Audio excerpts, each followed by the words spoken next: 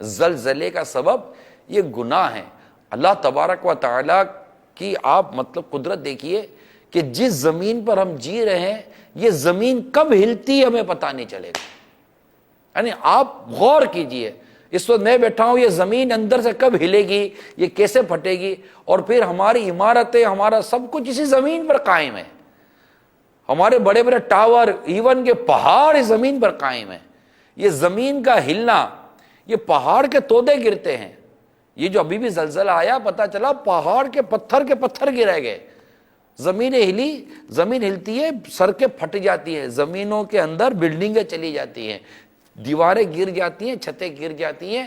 یہ زمین کا ہلنا، یعنی ہم ہماری بے بسی پر دیکھیے، یا مناظر دیکھ رہے ہیں کہ یہ کیسا، مطلب دیکھیں یہ زلزلے کی وجہ سے کیسا ہل رہی ہے۔ جی ہاں، یہ ہل رہی ہے پوری، یہ پہاڑ، یہ کوئی برج نظر آ رہا ہے۔ تو یہ سب زلزلے سے تباہی آتی ہے۔ اور بھی مناظر ہوں تو دکھاتے رہیے ہمارے مدنی چینل کے ناظرین کو۔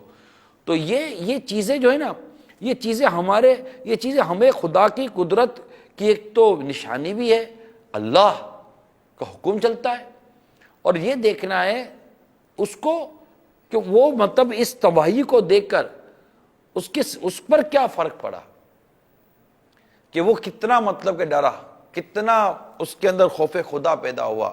اور وہ اب بھی زمین پر ہی ہے۔ میں بھی اس وقت زمین پر بیٹھ کر بیان کر رہا ہوں، اور آپ بھی کسی زمین پہ بیٹھ کر ہی یہ سارا سلسلہ دیکھ اور بیان سن رہے ہیں، ہے یا نہیں ہے؟ اب مطلب یہ زمین جب ہلتی ہے تو ہم کتنے ہلتے ہیں، ہمارے اندر تبدیلی کتنی آتی ہے۔ لاکھوں نہیں، اگر میں کہوں تو شاید کروڑوں لوگ اس زلزلے کی آفتوں کا شکار ہو چکے ہیں، کہ زلزلہ آیا اور کروڑوں لوگوں کو لے کر چلا گیا۔ اور یہ بات بھی بتاتا چلو، آج تک سائنس زلزلے سے بچنے کا کوئی علاج نہ نکال سکی۔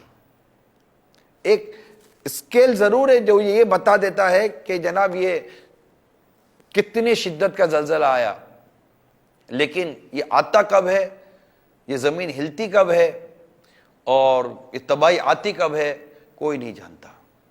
اللہ تبارک و تعالی قدرت والا ہے، جبار ہے، قہار ہے۔ ہم اس سے معافی طلب کرتے ہیں، وہ ہمیں معاف فرما دے، ہم پر رحمت فرمائے، ہمیں اللہ تبارک و تعالی سکون اور آسانیاں نصیب